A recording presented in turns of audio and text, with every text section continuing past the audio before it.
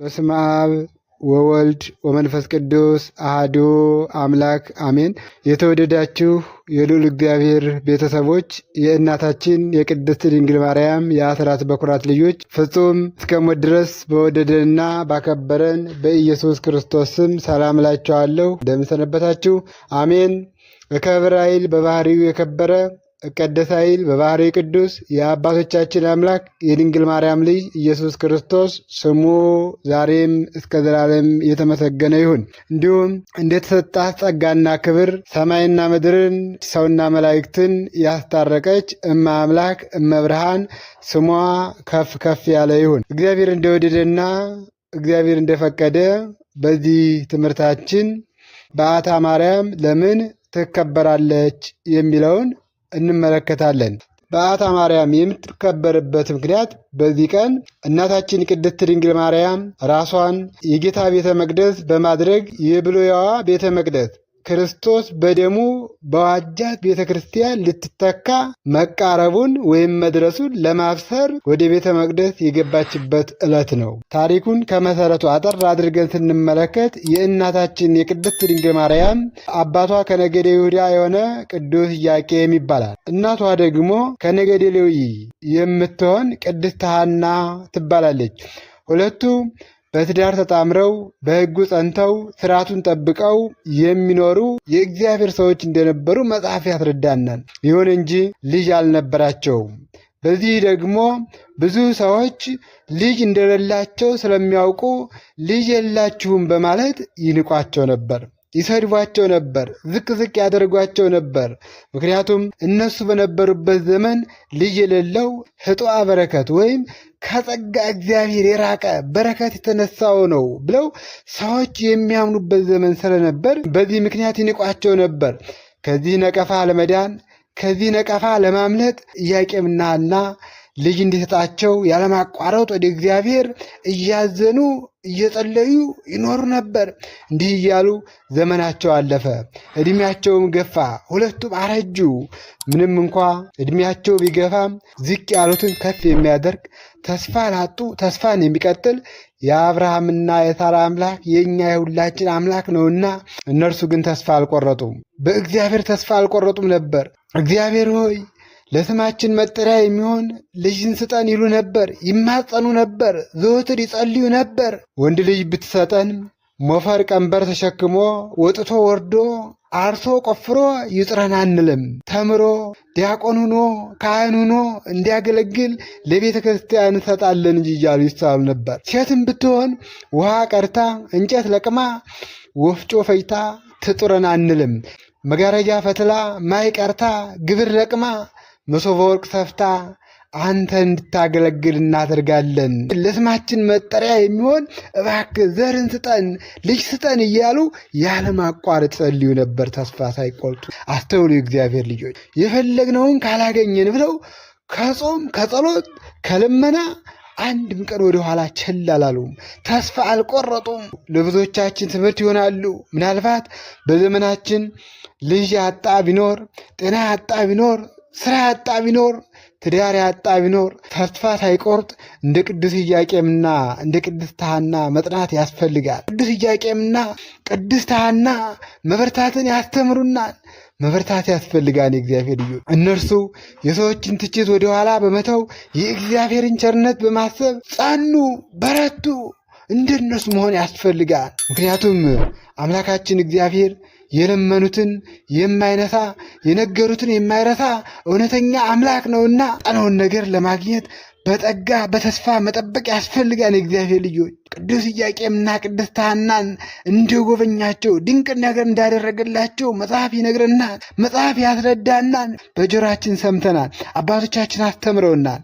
ከዕለታት አንድ ቀን ቅዱስ ኢያቄምና ቅድስት ሐና ቤተ እግዚአብሔር ሄደው ጸሎታቸውን አድርሰው ምጽዋታቸውን ሰጥተው ሲመለሱ ከትልቅ ዛፍ ስር ባረፉበት ሰዓት ርግቦች ከጫጩታቸው ጋር ሲጫወቱ እንዲሁም ደግሞ በአካባቢ ያሉ እጽዋት አብበው አፍርተው ቅድስት ሐና ስትመለከት ፈጽማ አለቀሰች። ልቧ ተሰበረ፣ አዘነች።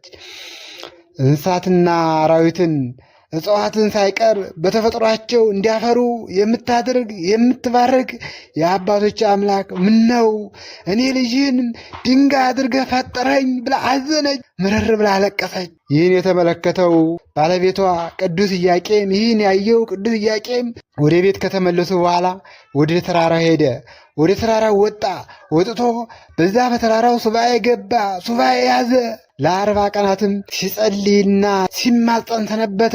ኢያቄም 40 ቀን ሱባኤውን ሲጨርስ ሁለቱም ሕልምን አዩ ይለናል። ሁለቱም ሕልምን ተመለከቱ። በዛ በ40ኛው ቀን መጨረሻ ላይ ሁለቱም ራእይን አዩ ይለናል። ኢያቄም እንዲህ የሚል ሕልም አየ።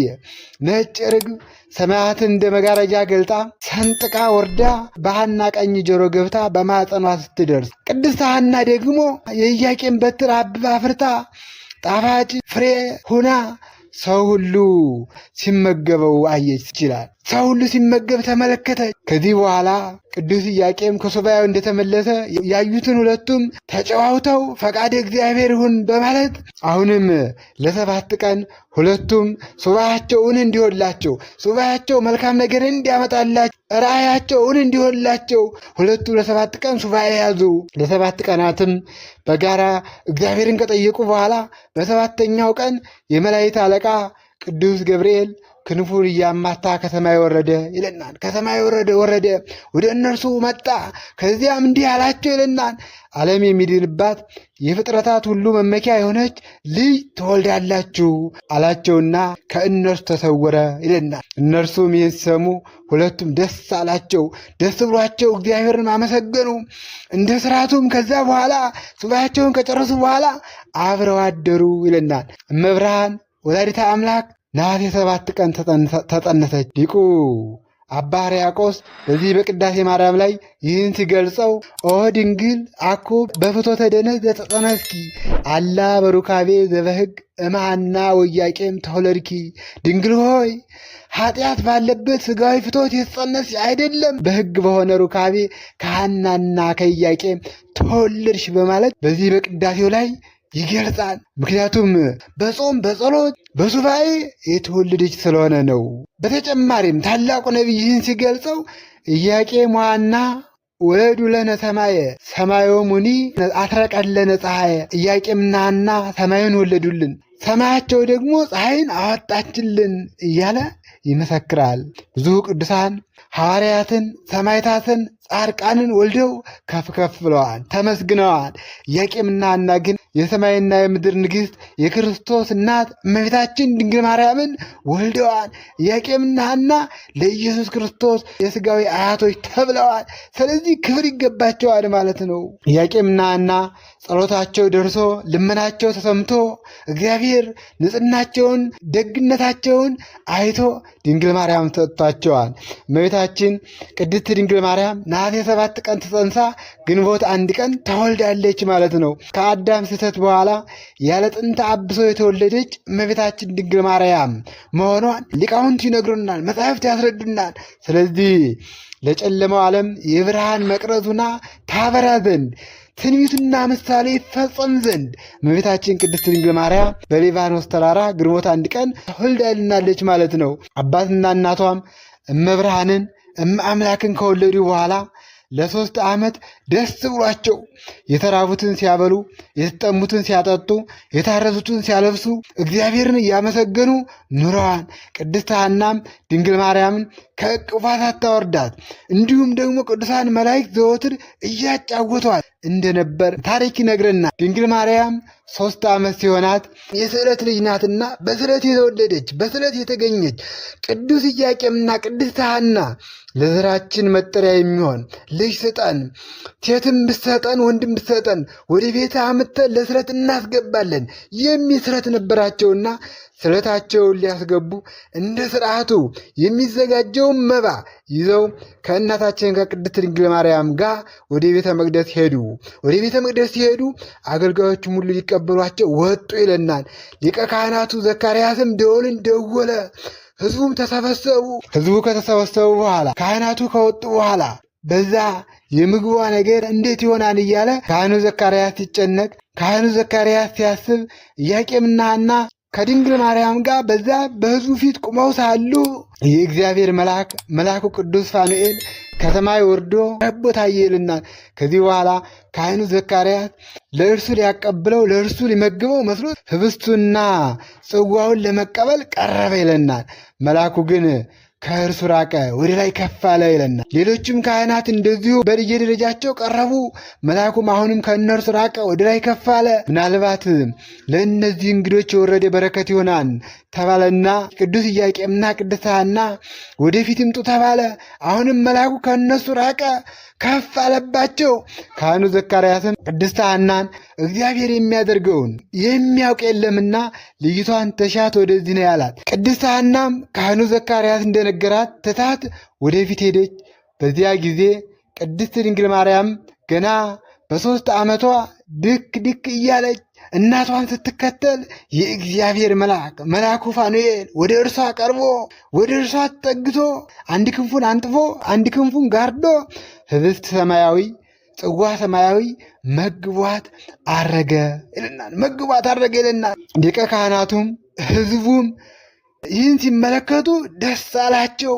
የምግቧ ነገር ከተያዘልን በቤተ እግዚአብሔር ትኑር ብለው አስገባት፣ ወደ ቤተ እግዚአብሔር አስገባት። ካህናቱና ህዝቡም እየዘመሩ ታኅሳስ 3 ቀን ወደ ቤተ መቅደስ አስገባት ይለናል። ወደ ቤተ መቅደስ አስገባት። ቅዱስ ያሬድ በዚህ በአንቀጸ ብርሃን ላይ ከመዝ ነበርኪ ውስተ ቤተ መቅደስ ወመላእክት ያመጹ ሲሳይኪ ከመዝ ነበርኪ 10 ወክሌተ ዓመተ እንዘ ትናዘዝ እምኀበ መላእክት ስትኪኒ ስቴ ሕይወት ውእቱ ወመብልዕኪኒ ህብስት ሰማያዊ። እንዲሁ ነሽ በቤተ መቅደስ ኖርሽ፣ መላእክት ዘወትር ምግብሽን ያመጡ ነበር። መላእክት እየጎበኙች 12 ዓመት ኖርሽ፣ በቤተ መቅደስ ኖርሽ እያለ ድንግል ማርያም ሰማያዊ ህብስትና ሰማያዊ መጠጥ እየተመገበች 12 ዓመት በቤተ መቅደስ ኖራለች። 15 ዓመት ሲሞላት ግን ከቤተ መቅደስ ትውጣልን በማለት አይሁድ በጠላትነት ተነስተውባታል። ካህኑ ዘካርያስ ይህ ሰምቶ እመቤታችን ቅድስት ድንግል ማርያምን ጠይቋታል። ልጄ እንደምን ሆነሽ ልትኖሪ ትወጃለሽ አላት ይለናል። እርሷም ከእግዚአብሔር በታች ያለኸኝ አባት አንተ ነህ፣ እናትና አባት አደራ የሰጡ ለአንተ ነው፣ ወደ እግዚአብሔር አመልክትልኝ አለችው። ካህኑ ዘካርያስም ወደ እግዚአብሔር ጸለየ፣ ወደ እግዚአብሔርም ለመነ። እግዚአብሔርም ለካህኑ ዘካርያስ ተገለጸ። እግዚአብሔርም አለው ከነገደ ይሁዳ ሚስቶቻቸው የሞቱባቸውን በትራቸውን ሰብስብ አለው ይለናል። ከተሰበሰበ በኋላ በቀዳማዊ ሰዓት ሌሊት ከቤተ መቅደስ አስገብተ ስትጸልይ እደር አለው። ምልክት እሰጥሃለሁ፣ ምልክት አሳይሃለሁ ስላለው ዘካርያስ እግዚአብሔር እንዲያለው አድርጎ በማግስቱ በትሮቻቸውን ሲያወጣ አውጥቶም ቢያየው የዮሴፍ በትር አብባና አፈርታ ተገኝታለች። ከበትሩም ጫፍ ላይ ኦ ዮሴፍ ወልደ ዳዊት እቀባ ለማርያም ፍህርትከ፣ የዳዊት ልጅ ዮሴፍ ሆይ እጮኛ ማርያምን ጠብቃት የሚል ጽሑፍ አገኘ። ርግብም መጥታ በዮሴፍ ራስ ላይ አርፋለች። ስለሆነም ሕዝቡና ካህኑ ዘካርያስ ዮሴፍ እንዲጠብቃት ወስነዋል ማለት ነው። ከዛ በኋላ ከቤተ መቅደስ አውጥተው በጻዲቁ በዮሴፍ እንዲጠበቅ አድርገዋል ማለት ነው። አጠቃላይ በዓታ ማርያም የምትከበርበት ምክንያት በዚህ ቀን ህብስት ሰማያዊ ጽዋ ሰማያዊ እየተመገበች ትኖር ዘንድ ማኅደረ መለኮት የሆነች እናታችን ቅድስት ድንግል ማርያም ወደ ቤተ መቅደስ የገባችበት ታላቅ ዕለት ነው ማለት ነው።